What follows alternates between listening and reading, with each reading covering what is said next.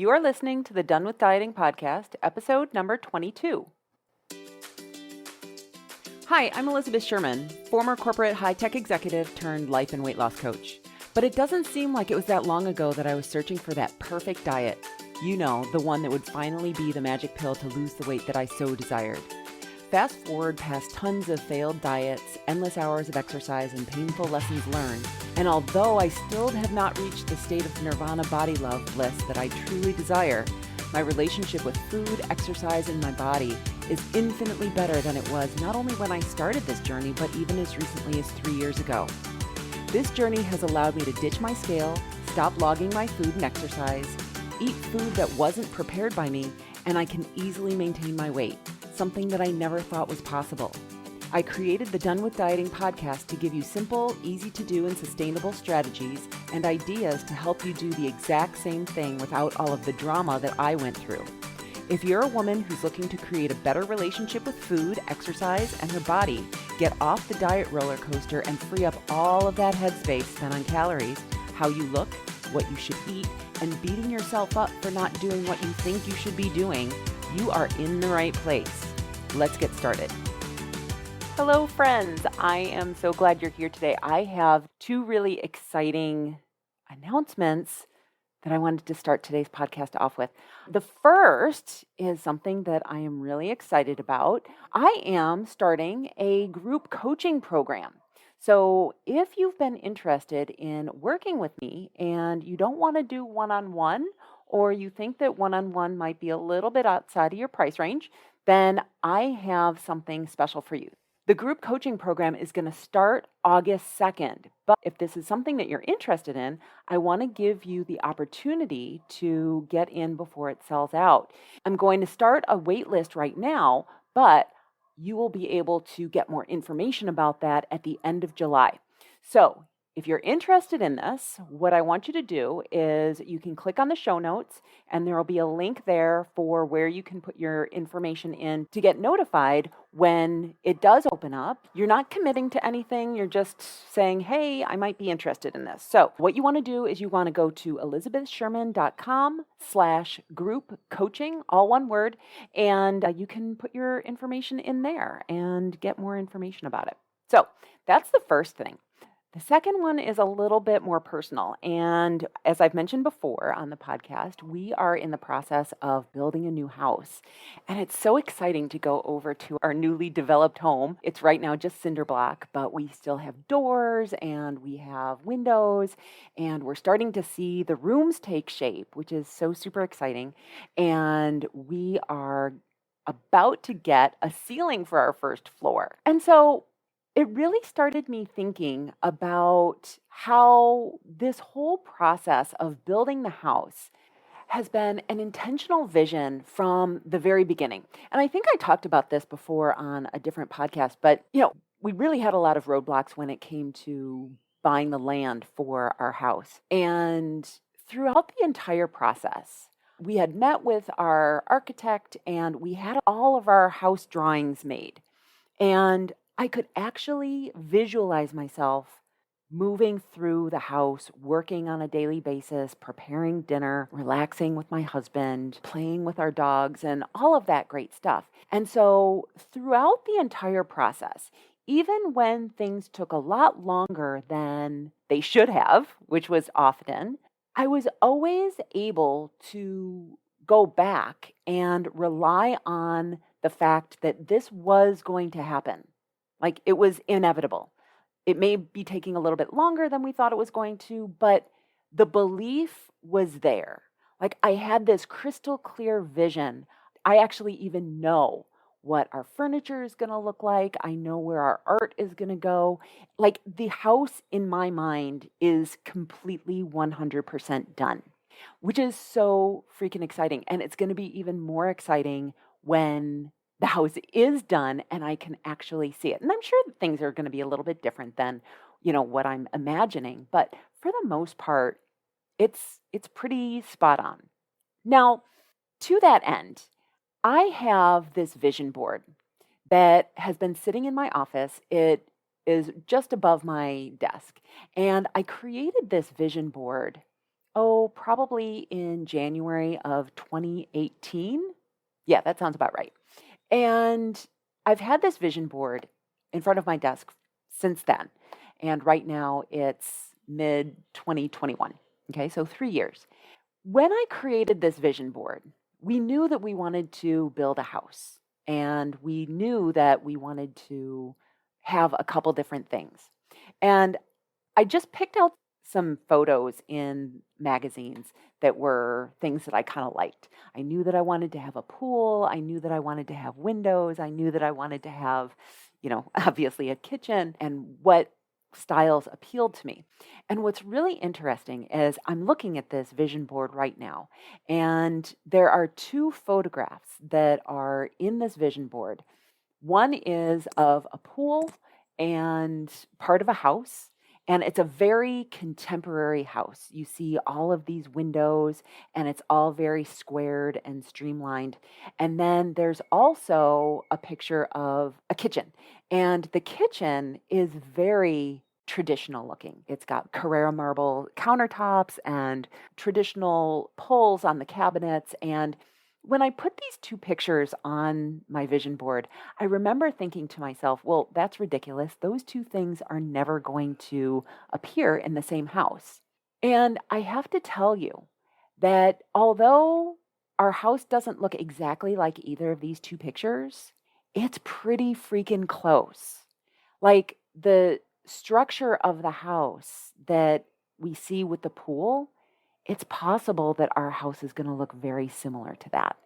And the kitchen, our house is going to look very similar to that too. Not exactly, but really freaking close. And there are some other things that I have on this vision board that have come true within the past couple months. I put a crazy income goal on there, and I've actually hit that within the past few months. And so I use a lot of visual in my work with my clients. I use a lot of visualization in my coaching practice. And I do this a couple different ways. I do it through goal setting, of course, with my clients. And so what I mean by that is we all have different goals. When my clients come to me, it's my job not to get them to where I want them to go. It's my job to get them to where they want to go. And so I need to know where it is that they want to go. And so a lot of times we start a process like New Year's resolutions and stuff like that, thinking, oh, I just want to lose some weight. Okay, and that's fine. But what does that look like? So when we start creating a vision for what life looks like on the other side of success, what exactly does that look like? We know that we can't be doing the same things today that we're doing when we're successful, because the actions that we take will create our future results. So the actions that you take today will create your results next week, next month, next year, so on and so forth, right? And so if we want to be able to maintain that weight loss, how are we going to do that? What are the types of things that you see yourself doing in the future that are different than what you're doing today? And then how does that play into your vision? And so one of the first things that I do with my clients is I help them to create this ideal day, or what their vision looks like when they've had success. It's not enough to think my life is going to be exactly the same, but I'm going to be 50 pounds lighter, right? We know that the reason that we are the size that we are is because of the things that we are doing, our behaviors, and how that contributes to gaining and losing weight. We may not have the details of what that's going to look like on the other side, but we have a pretty good idea. We pretty much know that we're going to be drinking more water. We know that we're going to, when we open up the refrigerator, that we're going to have a lot more fruits and vegetables in there. We know that when we look at our plates, that there's going to be a lot less fried food, probably a little bit less processed food, that when we're done eating, that we're going to feel satisfied and not over full. So those are the types of things that when we create this vision of ourselves in the future, of what it is that we're looking at, we may even think about, like, when I'm out with friends or when I'm out at a party, what am I doing? How am I navigating the food that's there? When I order at a restaurant, what am I thinking about? When I'm walking into the restaurant, how am I thinking? So, anyway, these are some of the ways that I use visualization within my practice. I also use visualization when it comes to sleep habits. So, I have two really good tools that I share with my clients about how to get back to sleep if they wake up in the middle of the night. And then I also have another really good visualization technique that I use for pain management. So, today's episode is all about visualization, but not just visualization. We're also going to be talking a lot about how to use visualization so that we can create that belief system within us and how we can use the visualization when we are low on confidence. Okay? So I remember that I was first introduced to visualization when I was in high school. I took a journal writing class, and my teacher had us doing a lot of visualization work. It was probably more about meditation at the time, but it really kind of sparked my interest. And it was at that time that I figured out that if I could visualize something, it probably had a pretty good chance of becoming true. And this is just completely embarrassing to talk about, but I remember that when I would see boys that I kind of liked, I would try to visualize myself kissing them. And it sounds so silly as a 52-year-old woman talking about myself when I was 13 or 14. But I would visualize myself like, could I imagine us kissing? And if I couldn't imagine that, then I pretty much knew that it wasn't going to happen. But for those boys that I was interested in, that I could visualize myself, chances were pretty good that we would end up dating. That was really the beginnings of the power that I saw in visualization and through creating journal work. That was the introduction that I had to visualization.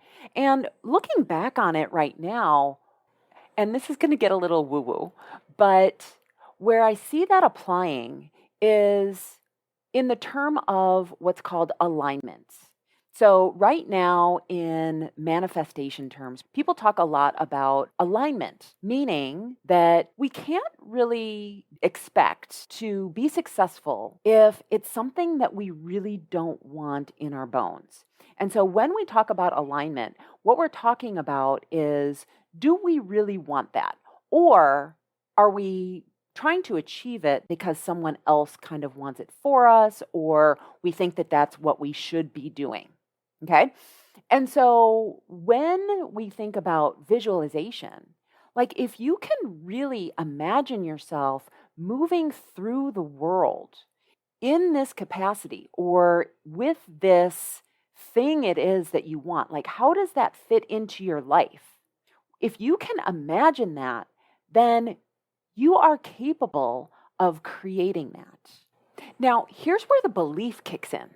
The more we are able to create that vision for ourselves, the more we are able to see a crystal clear vision of what our future is going to look like, the more we are able to feel what it looks like being in that body, experiencing that circumstance or experiencing that event, the more we are attracting that to us.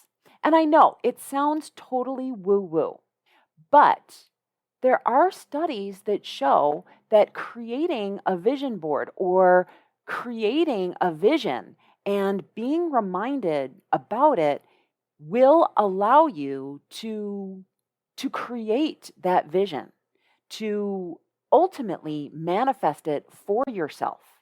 And now, don't get me wrong. It's not like you can sit in your living room and just imagine what it's like to be 100 pounds lighter and not do anything to do that, right? We have to take inspired action. But If you can create that vision, and if you are reminded of that vision on a regular basis, studies show that you will start to do the things that you need to do in order to bring that reality to fruition. Okay?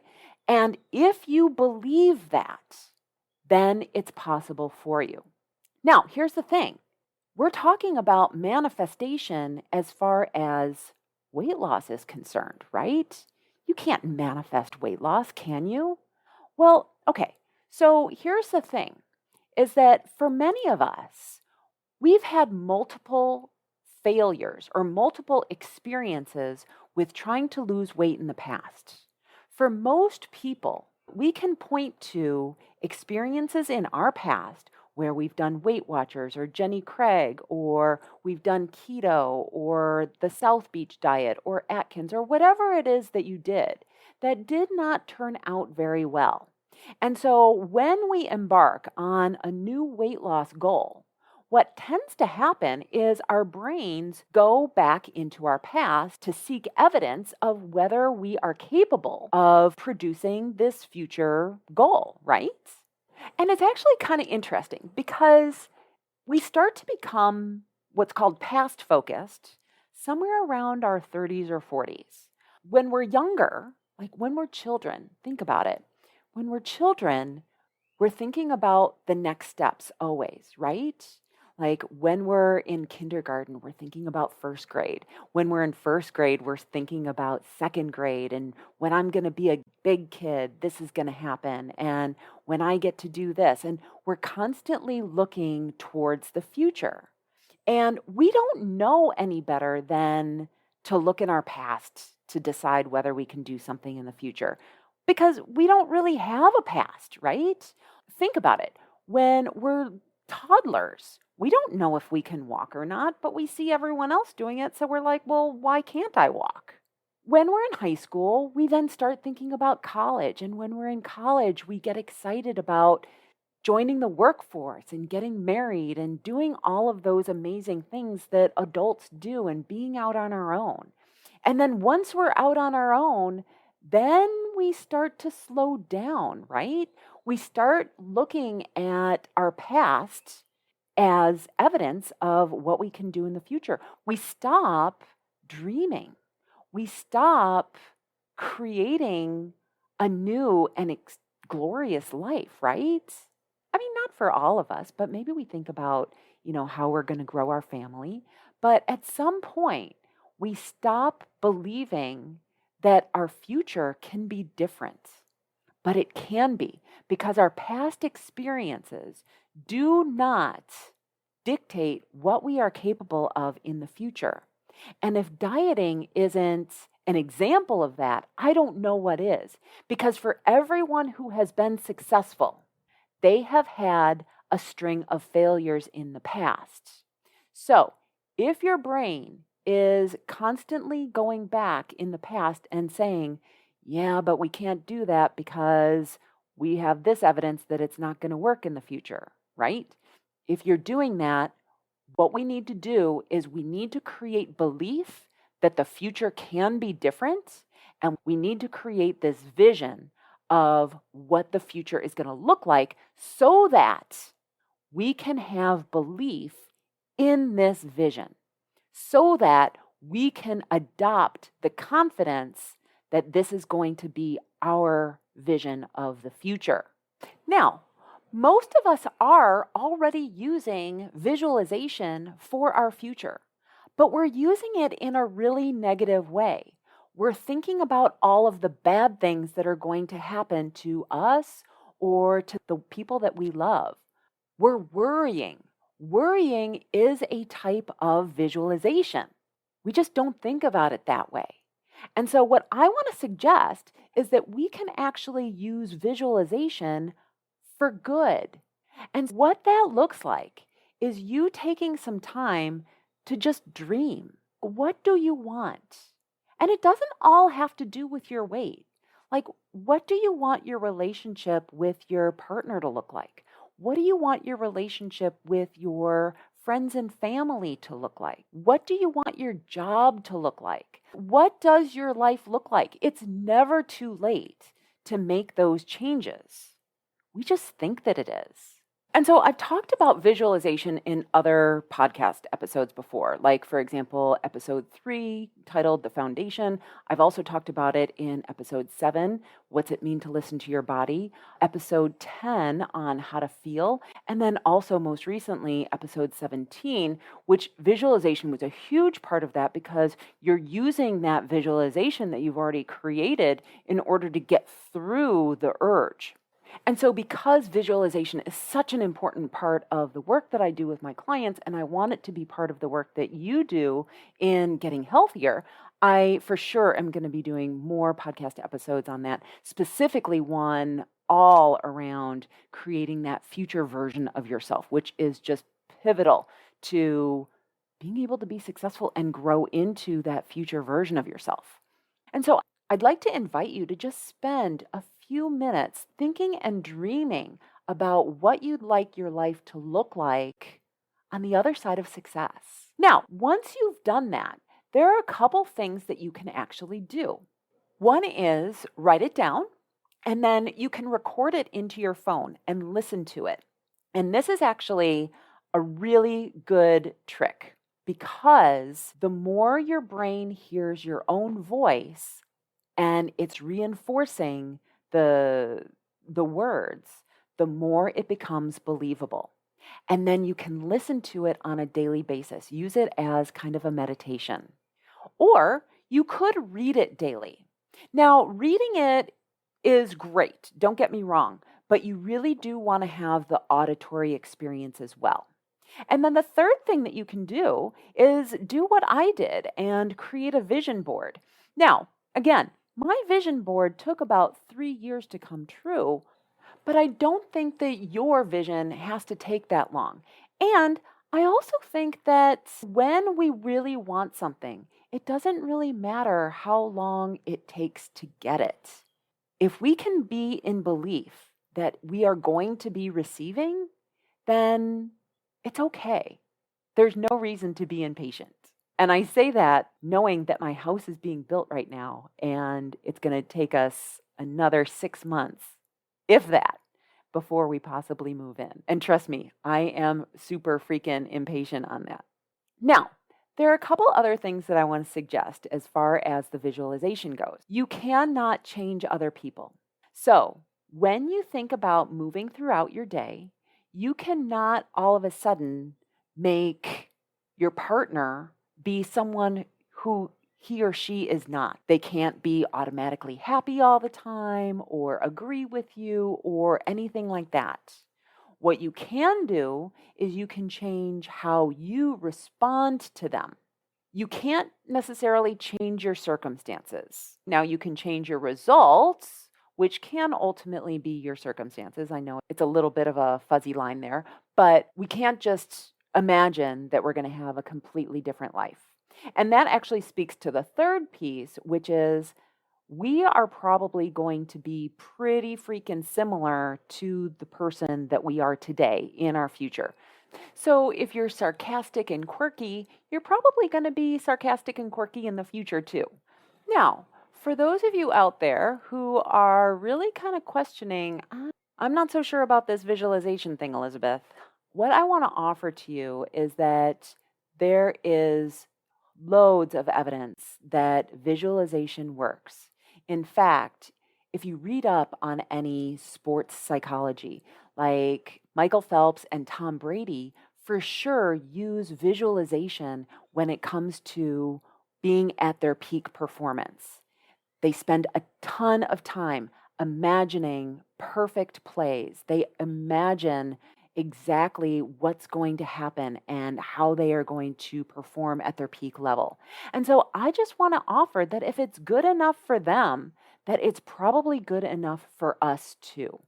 And even if it doesn't work, what's the harm in visualizing and dreaming something good for yourself? It's possible that it could come true. And wouldn't that be better than thinking that everything is never going to change? Because if we believe that nothing is ever going to change, that's probably the future that we're going to create. So that's all I have for you today. I hope that you found this useful. I really think that visualization is an amazing tool when it comes to creating the health that you want for your life. The key is to think about all of those situations that we don't really think about and creating a game plan and a vision for them. I'm definitely going to be talking a lot more about visualization throughout the upcoming podcasts because it is so integral to how I work as a person, as well as my work with my clients in their success. So I definitely want to bring that to you as well. So that's all I have for you today. Have an amazing week, everyone, and I will talk to you next time.